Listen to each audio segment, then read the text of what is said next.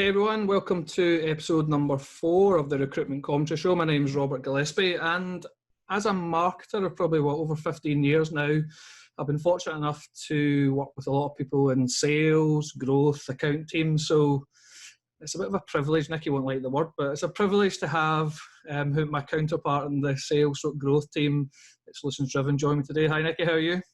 Hi Rob, I'm doing well. Yourself? I'm not bad. I hope I didn't embarrass you with the privilege aspect. No, I'm just jealous you've got a better suntan than me, that's all.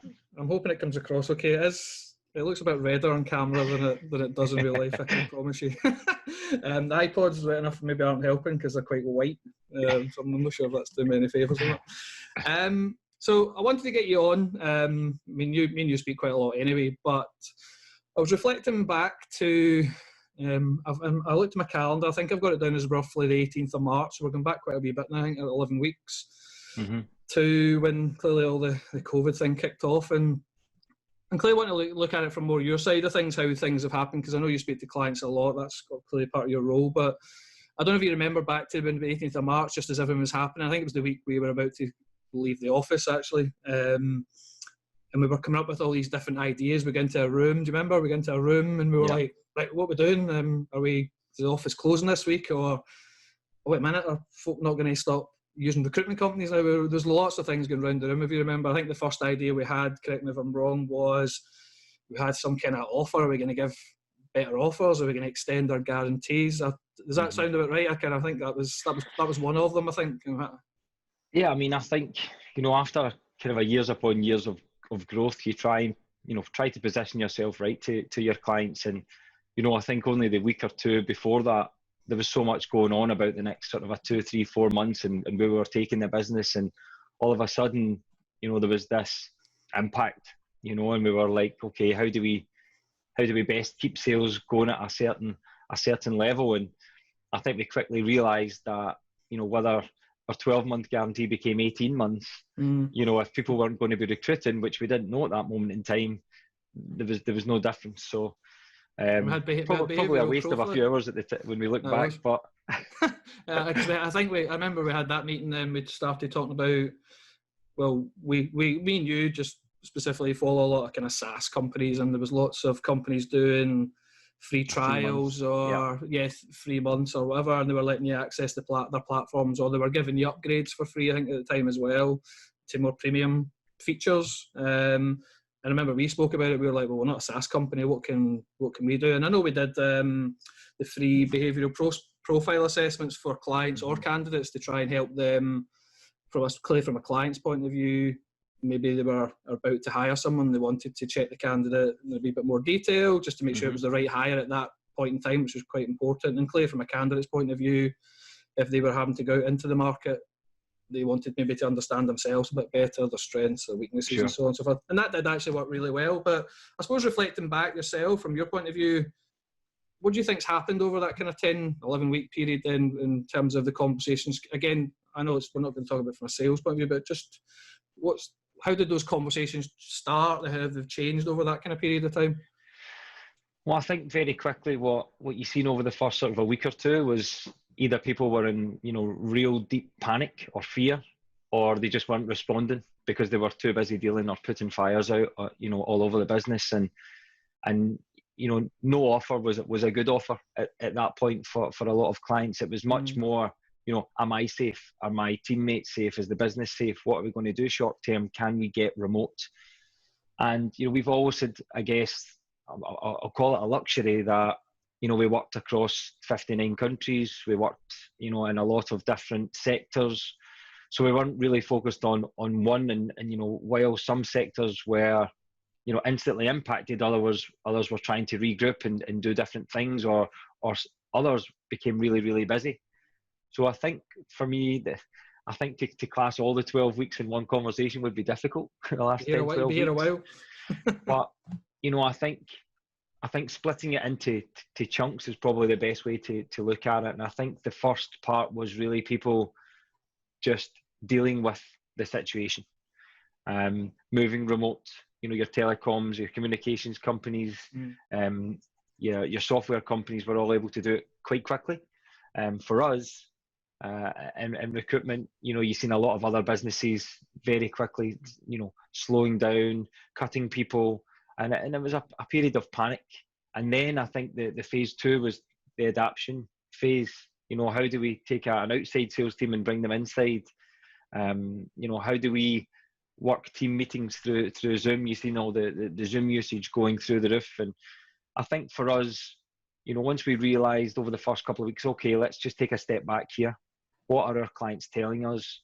How can we help in the short term? For some, like you say, they were just trying to get some really, really key hires over the line, but they weren't able to meet face to face, which was usually a guarantee for them. We were able to maybe throw in high performance trait indicator test or a behavioural profile test to get a better picture of that candidate. So for me, very quickly, it was about understanding what type of customer do our clients want us to be right now, and how do we best serve them. For some, we'll pick this up in a few weeks. For others, it was we really need help adapting. We've never done virtual interviews before. How do you guys do it? Can you train us up really quickly? Can you add another layer in for us? And some businesses just pushed ahead with hiring, and I hate to say it, but seen it as a bit of an opportune moment to go and continue to grow their business. So it was a crazy couple of weeks trying to figure out where everyone was at. And has anything, I suppose, maybe in the last couple of weeks, I mean, again, me and you catch up quite a bit, so I know there has been some movement, but are clients now adapted to that situation? Are they coming back in the same state they were before that, or is cost pressures an issue? I mean, what are they looking at? Are they, now that they're starting to come back on some level? I think very hard to generalise everything, but what I'm seeing a lot more of over the past month especially is, I guess, returning gradually to some sort of normality. And it's going to be a new normal, of course. I think that term's been probably overused now. But, clients are coming back, whether it be 30%, 40%, splitting their time, looking at it now and saying, okay, well, we can do this all remote. So I think what everyone's seeing is it's not going to go back to normal overnight. This might take several years to get through this. And companies stay at the top of their game by recruiting top talent who come in and, add that competition or add certain things to the business to keep them growing. And for us, we've always hired into that sort of a mid to senior niche, confidential, leadership roles. That these are the types of hires that people are making at the moment, really strategic hires that are helping them, move forward.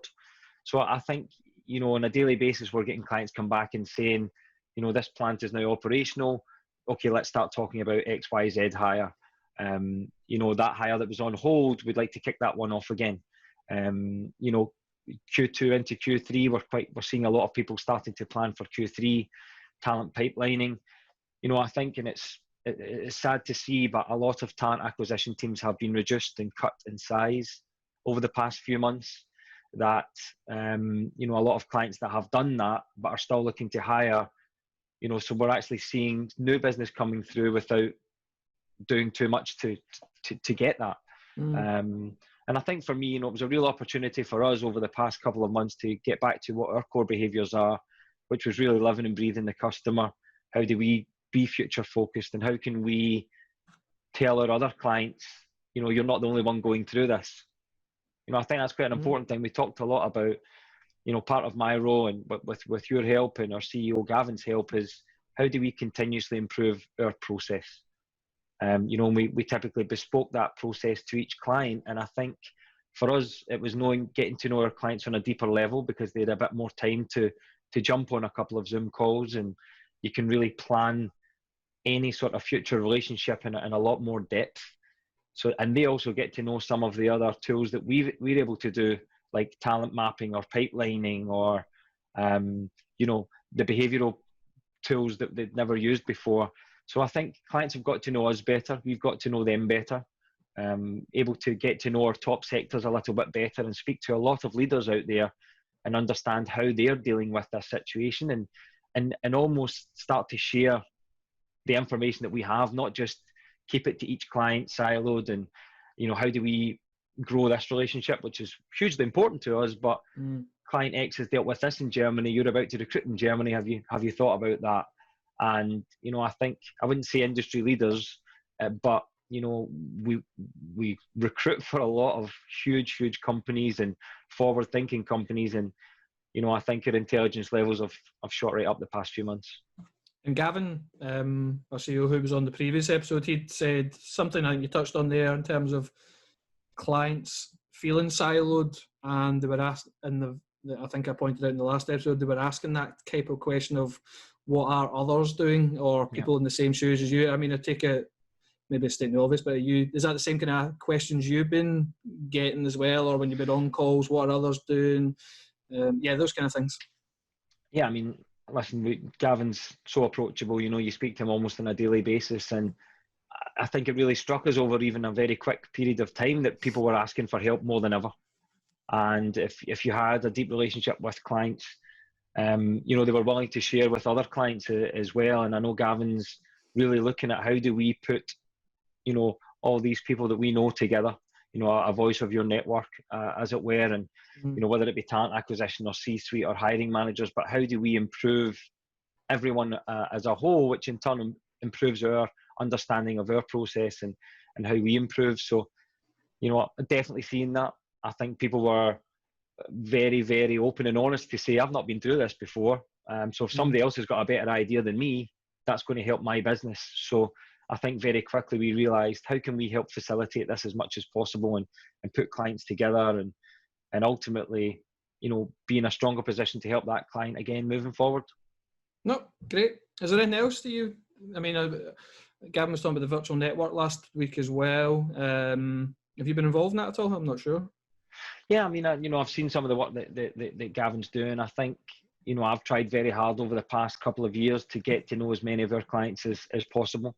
And we do work across a lot of countries, and, it's impossible to see everyone face to face, but we were starting to do a lot more of that, that real personable, once we've done a few roles with a client, let's get and see them. Let's find out on a deeper level where their business is going and how we can, be an extension of their brand as such, because in my opinion, recruitment is so transactional that the more people I've spoke to over this past few months period, without trying to sell at all, and this might sound silly, but the less I try to sell over the past few months, the more opportunities that have become available. And it wasn't done in that way at all. I think everybody's saying that, how do you sell and be empathetic? It's very tough if you're not truly being empathetic or supportive. And I think people could sense that we were really just trying to help. And, luckily we've brought on some awesome clients over the past few months. And I wouldn't want that to be at the detriment of anyone else, of course, but, it's been a real eye-opening couple of months. So, I mean, if there's anybody out there that, that wants to find out that's maybe a little bit behind some others and haven't put their hand up to say, I would love to know how, this person's doing this, that person's doing that. I'd love to have that chat with someone, because I just think, the good guys always win in the end. And if you're, if you can be supportive, if you can be helpful, you're doing very well. No, and what I'll do is, like I always do at the end of these videos, so wherever I post this, I'll put, whether I'll give out your personal email, Nicki, or not, it's a different question, but I'll give people a link where they can go and catch up with you. Just as I said, I think, not to give you a bigger head than you normally have, Nicki, but over the last 12 weeks, 11, 12 weeks, in terms of being empathetic, I think you have as well, and really adapted. I think the first 2 weeks, as we said there, we were kind of like, what offers can we do, and how can we keep hiring moving? I remember keep hiring moving. And I still think that's valid, but I think after a couple of weeks, I think we did take the right approach. And I think, as you said, having honest and real conversations with these clients about where they're at and how we can work with them and what do they want from us is definitely proved to be, for us and for them, the right thing. I think for me, only to add a point is, I don't think any of us would have thought 2 months ago how many active candidates there would have been out there in the market and how many companies would have let so many people go so quickly. And a lot of that might have been done in panic or fear, like we said. But you know, even for our clients where we work in exclusive relationships with them and we try to, like I said, be an extension of their brand and represent them in the right way. You know, I think a lot of talent acquisition, a lot of recruiters are saying, I am being inundated with applications from anyone. So on that side, it was like going back 10 years. You know, on the flip side, I know Gavin mentioned this before, but, you know, active candidates are becoming more active, passive, more passive. You know, I've spoke to a lot of candidates as well that were, you know, I'm just quite happy. I was interested in a role, but now I'm, you know, I'm just happy to have a job and sitting back. So what we're finding as, you know, true headhunters is that, you know, you need a really, really good value proposition now to go and entice top talent away from some of these other companies. Companies are starting to promote internally and give little raises to the people they want to protect. And, you know, we're seeing a lot of stuff change. I mean, the recruitment world has probably changed forever over the past 2 months.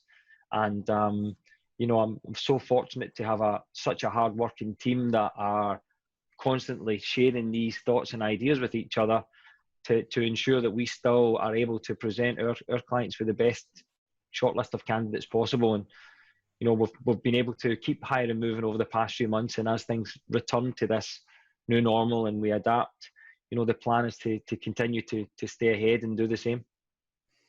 Well said, and we've managed to get through this interview without either of our kids barging in, or as you dressed in policemen's outfits, or dogs barking. Well, it's Spider-Man, policeman, Superman is what I get most of the time, but it's a good conversation starter. Good. No, good stuff, Nicki. Like, hopefully we will meet again soon, as I say. Thanks again for your time, and yeah, we'll catch up soon, mate. Cheers, Rob. Cheers, Nicki. Take care.